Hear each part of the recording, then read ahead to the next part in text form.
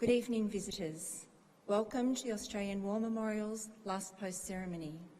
My name is Caris May, and joining us today from the Royal Australian Navy is Lieutenant Commander Desmond Woods. Today marks the 75th anniversary of the sinking of the SS Vinabrook.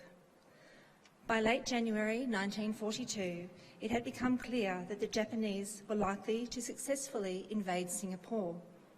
The Vinabrook was one of the last ships to leave Singapore, carrying evacuees on the 12th of February. The vessel was overloaded with 47 crew and 181 passengers, including a group of 65 Australian nurses. Under threat from Japanese aircraft and warships, the Vinabrook spent the following day hiding near an island before making a run to the Banker Strait at sunset, hoping to reach Palembang in Sumatra. The vessel had just entered the strait by the early hours of the morning. Shortly after 2 p.m. on the 14th of February 1942, the Vinabrook was attacked by several Japanese aircraft. Crippled by a number of direct hits, within half an hour, the vessel rolled over and sank. Those that survived the sinking, around 150, swam or floated on wreckage to nearby Banker Island. This island had been occupied by the Japanese, and the survivors became prisoners of war. Those that made it to Raji Beach on Banker Island met survivors of other nearby sinkings. This large party tried to surrender to the Japanese. The men in the group were shot and bayoneted by Japanese soldiers, and then a large group of Australian nurses were forced to wade into the sea, where they were shot from behind. 2 survived: Australian nurse Sister Vivian Bullwinkle and a British soldier. The British private died a few days later of his wounds. Bullwinkle survived the war as an internee. Of the 65 nurses on board the SS Vinabrook, 12 died at sea, 21 were murdered by the Japanese on Raji Beach, Banker Island, and another 8 died in captivity. Only 24 would survive the war. Tonight, we are honoured to acknowledge General Adrian Bradshaw, Deputy Supreme Allied Commander, Europe, accompanied by Vice Admiral David Johnston, Chief Joint Operations, Royal Australian Navy. We warmly welcome Vice Marshal Tracy Smart, Surgeon General, Australian Defence Force and Commander, Joint Health, Wing Commander Sharon Bowen, Member of the Council of the Australian War Memorial, Lieutenant Colonel Dominic Wade on behalf of the Australian Defence Force Health Services, Adjunct Professor Kylie Ward, Chief Executive Officer of the Australian College of Nursing, and the accompanying delegation from the Australian College of Nursing, Ms. Jenny Mirigaya, Branch Secretary, Australian Nursing and Midwifery Federation, ACT Branch, Mr. Peter Everly, President of the Returned and Services League, ACT Branch, and Mrs. Colleen Thurger, on behalf of the ACT Branch of the Returned and Servicesmen's League of Australia. We warmly welcome all the veterans who have served, those that are still serving, and the families that support them. We acknowledge the members of RSL and Services Clubs Association, RSL Victoria and RSL Queensland who are watching the broadcast of this ceremony from around Australia.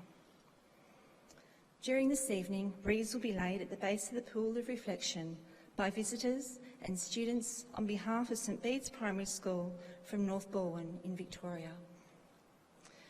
To commence this evening's ceremony, I invite you all stand and join in singing the National Anthem.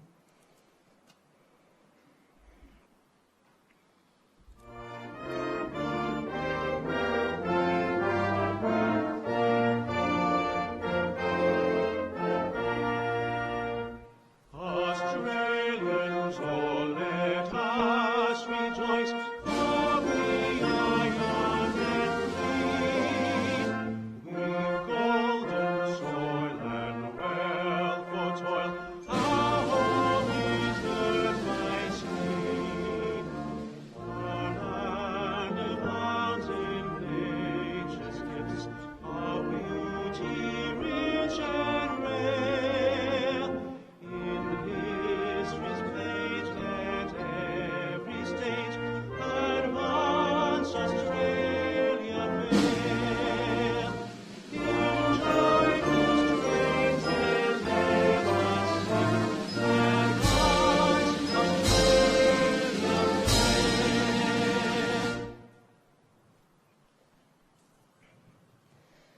The Australian War Memorial was the vision of Charles Bean, Australia's First World War official historian. Bean landed with the Australian troops on Gallipoli and stayed with them at the front through to the end of the war. The idea of this national memorial and museum came to him at Pozières, France, in the depths of the bloody fighting of 1916. Bean's idea was that this would be a place where families and friends could mourn their loved ones buried in faraway places. It would also be a place that could help all Australians understand what these men and women had endured and what they had done for us. Bean's vision, to which we remain true, is best expressed as inscribed at the entrance to the memorial's galleries. Here is their spirit, in the heart of the land they loved, and here we guard the record which they themselves made. Tonight, we will read the story behind just one of those on the Roll of Honour, which lists the more than 102,000 men and women who have given their lives for us in war and other operations for over more than a century. But first, we present a lament, Flowers of the Forest. Wreaths and floral tributes will now be laid at the base of the Pool of Reflection.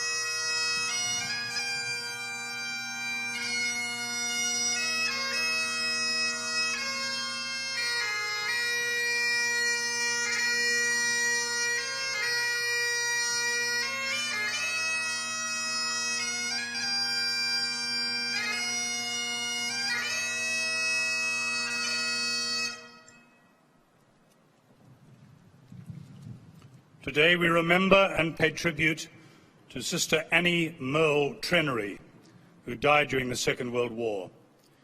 Annie Trenery was born on the 31st of March 1909 in the Munter Mines district of South Australia to Edward and Anne Trenery.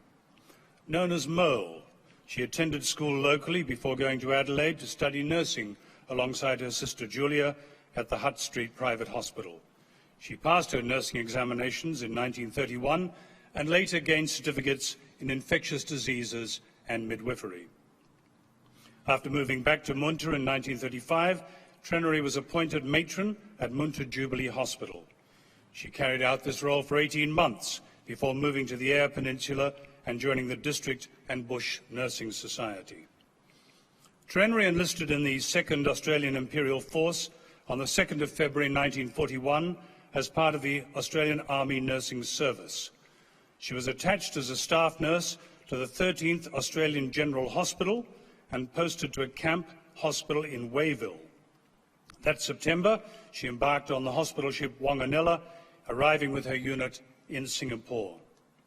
Trenery was variously attached for duty between the 13th AGH in Singapore and the 10th AGH in Malaya, where she was working when the Japanese attacked Pearl Harbor in December 1941. As enemy forces advanced along the peninsula, the nurses of the 10th AGH were forced to withdraw to Singapore and rejoin the 13th AGH, the only Australian hospital left in Malaya. Once the fall of Singapore became inevitable, most Australian personnel were evacuated from the island. The nurses of the 13th AGH remained until the 12th of February before they too were evacuated. Trenery was one of 65 Australian nurses aboard the Viner Brook, which 2 days later was bombed by the Japanese. Many lives were lost. Some survivors were helped into lifeboats, others clung to rafts. Those who could swim made for Banker Island nearby. Trenery managed to climb onto a raft with 6 other nurses on it. 2, Betty Jeffrey and Eola Harper, volunteered to lighten the raft and swam for land. The raft was caught in a current and drifted away from the others. The remaining nurses, including Merle Trenery, were never seen again. She was 32 years old. Annie Merle Trenery is commemorated on the Singapore Memorial and on a plaque dedicated in 1947 in the Nurses' Chapel of the Royal Adelaide Hospital. The inscription reads, "In loving memory of South Australian members of the Australian Army Nursing Service who made the supreme sacrifice, killed by Japanese, World War 1939-1945. In 2003, a street in Port Hughes near Munter was renamed Trenery Place in recognition of the family's contribution to mining in the area and to Merle's sacrifice. Trenery is commemorated on the Roll of Honour on my left, among some 40,000 others from the Second World War, and her photograph, as you see, is displayed beside the pool of reflection. This is but one of the many stories of service and sacrifice told here at the Australian War Memorial. We now remember Sister Annie Merle Trenery, who gave her life for us, for our freedoms, and in the hope of a better world.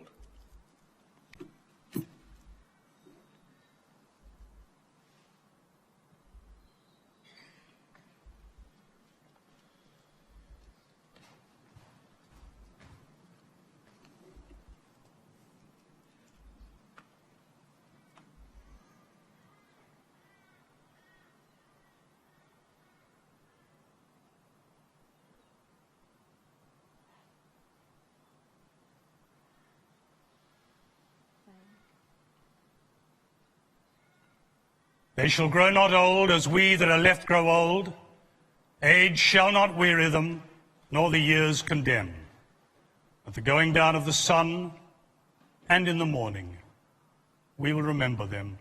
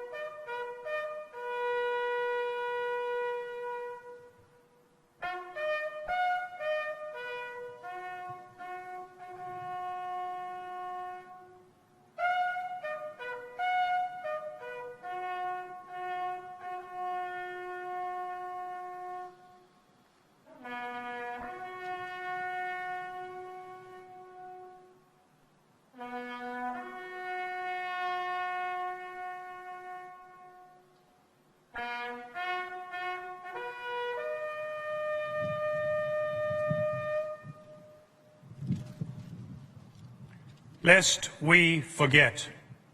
Lest we forget.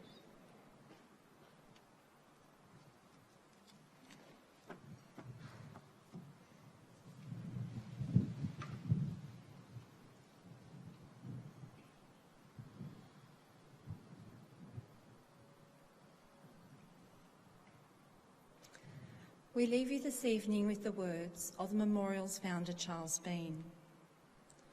Many a man, lying out there at Pozières or in the low scrub at Gallipoli, with his poor tired senses barely working through the fever of his brain, has thought in his last moments, well, it's over.